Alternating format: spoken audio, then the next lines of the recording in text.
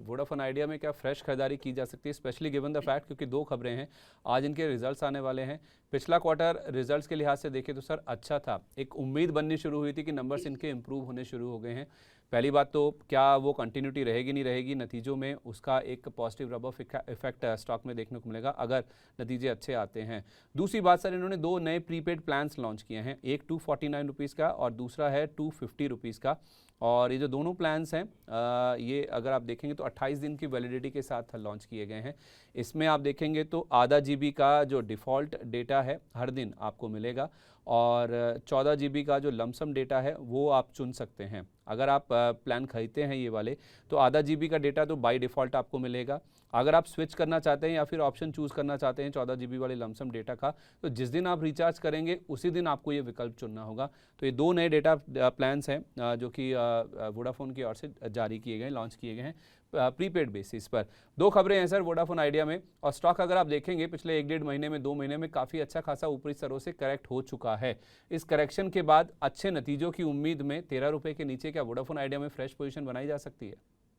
जी, थोड़ा सा oversold zone में तो है संदीप जी। और देखिए करीबन 1550 के जो जोन थे वहां से हमने कई बार प्रॉफिट बुकिंग की सलाह दी थी और काफ़ी सारे निवेशकों को पसंद नहीं आई थी सलाह, और वहां पर थोड़े से कंप्लेन भी आई थी। बट देखिए जो मूवमेंट आया था करीबन 8 रुपीज़ 9 रुपीज़ से, वो करीबन 14 रुपीज़ तक का मूवमेंट हमने एक्सपेक्ट किया था, वो ओवर अचीव होकर करीबन 15.50 बना था। अब जो पुल बैक आ रहा है, थोड़ा सा पुल बैक और डीप जा सकता है करीबन 12 या 1150 के जोन में, वहां पर एक अच्छी बाइंग अपॉर्चुनिटी रहेगी और स्टॉप लॉस काफी अच्छा है। तो देखिए स्टॉक है बुलिश जोन में ही है, बट शॉर्ट टर्म के लिए थोड़ा सा करेक्शन और बढ़ सकता है।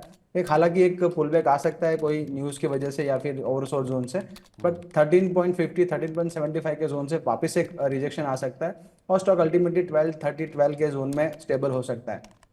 संदीप जी, दो चीज़ें हैं यहाँ पर। तो जो कॉर्पोरेट जो रिवाइवल है वो हो रहा है, साथ ही में अगर आप देखेंगे तो जो वीकली मंथली और डेली चार्ट्स पर एक नेगेटिव पैटर्न थे वो हल्के हल्के से पॉजिटिव हो रहे हैं। अब बड़े टाइम फ्रेम पर जब पैटर्न्स चेंज होते हैं तो थोड़ा टाइम लेता है, और मंथली और वीकली टाइम टेकिंग प्रोसेस है, तो उस तरीके से अगर आप होल्ड करना चाहें तो कर सकते हैं। और गिरावट में करीबन 12 रुपीज़ के अराउंड आप स्टैगर्ड मैनर में बाय करिए।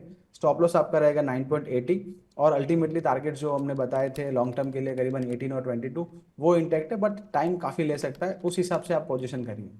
ठीक है, 19 और 22 ये आपके टारगेट हो गए। इवेंचुअल जो शॉर्ट टर्म के टारगेट्स हैं 13.5 से 13.75 के हैं, वहाँ पे एक बार अटक सकता है। और इवेंचुअल जो टारगेट्स हैं आपको 19 रुपये से लेकर 22 रुपये तक के हैं। स्टॉप लॉस आपका 9 रुपये 80 पैसे का होना चाहिए। छोटी अवधि में थोड़ा सा पेन और नज़र आ रहा है, लेकिन हाँ लॉन्ग टर्म के लिए, मीडियम टर्म के लिए अगर आप देखेंगे तो 19 से 22 के टारगेट अभी भी इंटैक्ट है। तो वोडाफोन आइडिया में नंबर से पहले भी चाहें तो सर खरीदारी कर सकते हैं। जी बिल्कुल संदीप जी, यहाँ पर थोड़ा सा ओवरसोल्ड जोन में जो अगर शॉर्ट टर्म व्यू है तो करीबन 13.50 75 का जोन आ सकता है, और यहाँ से एक पुल बैक की संभावना है क्योंकि काफ़ी गिरावट आ चुकी है। ओवरसोल्ड जोन से एक बाउंस आ सकता है।